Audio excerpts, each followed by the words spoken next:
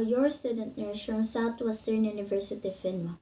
Today, I will be performing a return demonstration for the procedures and taking the vital signs. So, taking a patient's vital signs is vital to the patient's health.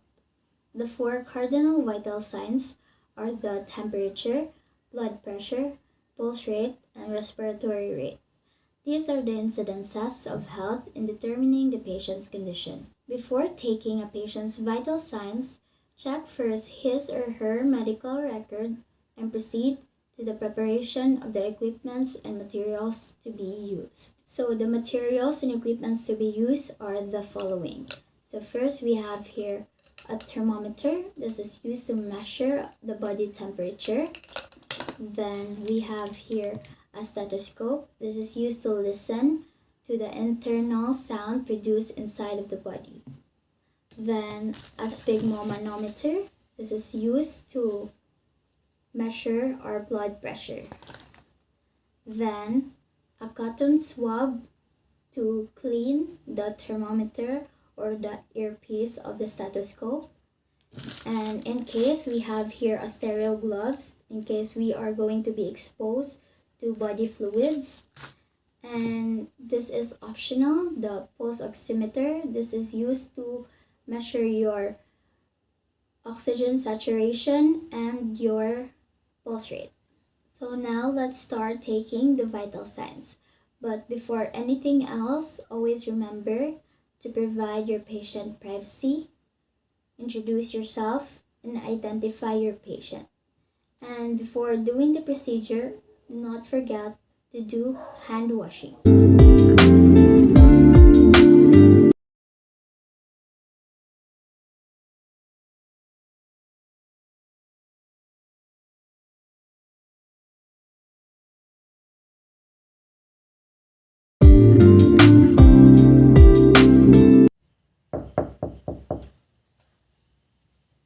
Hi, good morning. My name is Meridal. I'm your student nurse for today.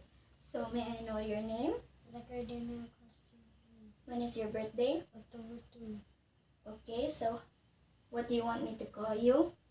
Zach. Okay, Zach, the procedure I'll be doing today is that I'm gonna take your vital signs. In order to do so, I'm gonna touch some parts of your body. Will that be okay? Yes. If you feel somehow uncomfortable, please feel free to raise your concern. So the first vital signs that I will be taking is the body temperature. So Zach, I'm going to take your body temperature. So in taking your patient's body temperature, ensure that the patient is in a comfortable position to ensure accurate placement of the thermometer. After positioning the patient, take out the thermometer from its container. Raise your patient's arm and check for any lesions.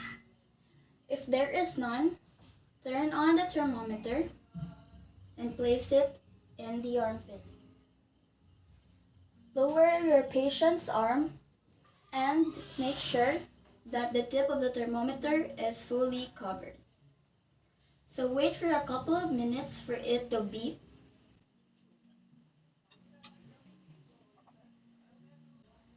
When the thermometer beeps, remove it from your patient's armpit and read the result. So Zach, your body temperature is 36.6. So that is normal. Turn off the thermometer and wipe it using a cotton swab in a twisting motion. Then put it back to its container.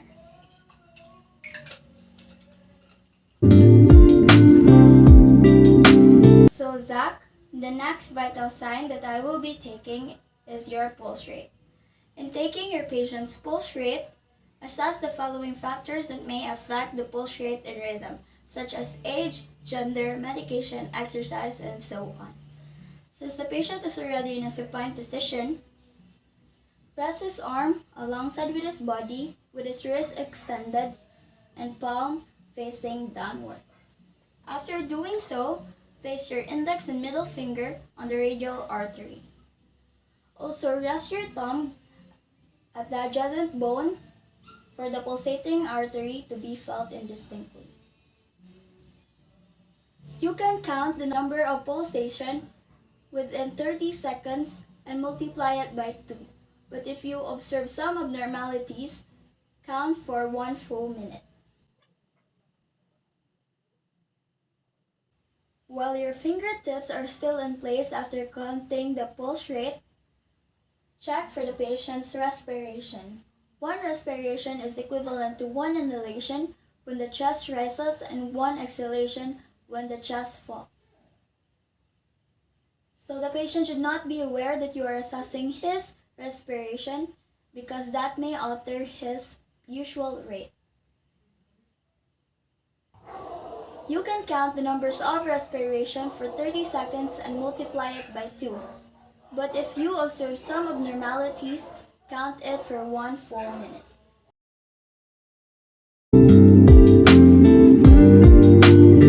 So Zach, the last vital sign that I will be taking is your blood pressure. In taking your patient's blood pressure, make sure that the size of the cuff is appropriate for your patient. It cannot be too big or too small for the patient because it may cause false reading. So since the patient is already in a comfortable lying position, remove or move the sleeves to expose the area where the cuff is to be applied.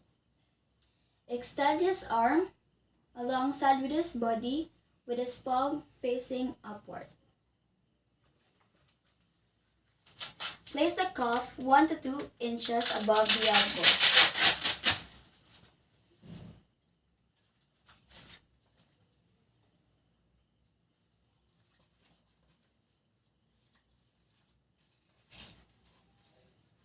Center the inflatable part of the cuff to the brachial artery.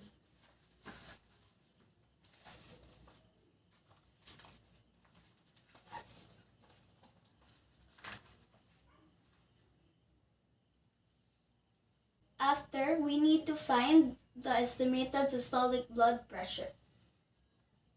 So in order to do so, place your fingertips to the brachial artery, tighten the screw valve on the air pump, inflate the cuff, and take note of the point in which you stop filling the artery.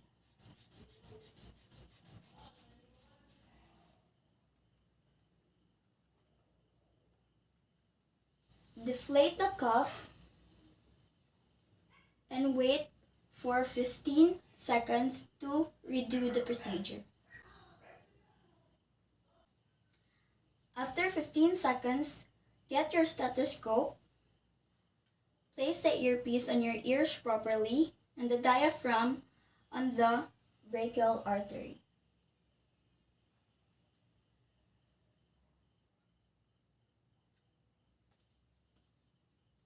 Tighten the screw valve on the air pump and inflate the cuff 30 mmHg above the estimated systolic blood pressure.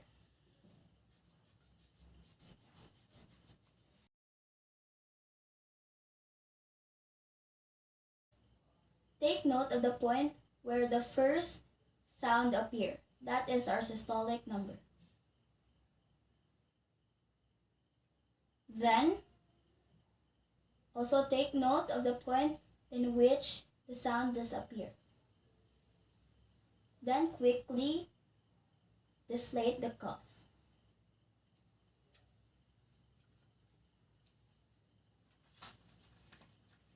Remove the cuff.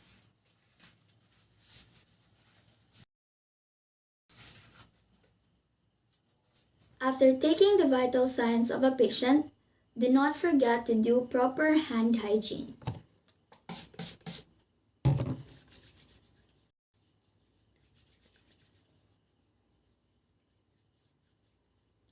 Afterwards, record the temperature, the pulse rate, the respiratory rate, and the blood pressure.